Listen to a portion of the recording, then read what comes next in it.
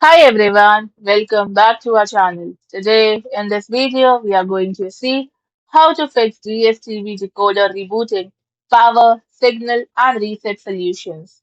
Fix 1. Power cycle the DStv decoder.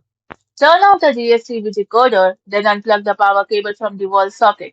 Now wait for about 2 to 5 minutes, then plug the power cable back in and turn on the decoder and check if it still reboots.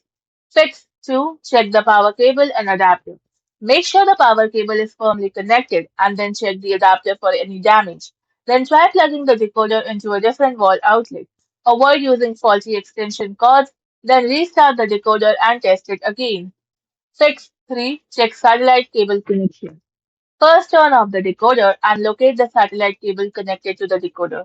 Now tighten any loose cable connections and check for damaged or bent connectors. Now turn the decoder back on and see if the issue is fixed. Fix 4. Prevent overheating. Place the decoder in a well-ventilated area. Remove any objects covering the vents.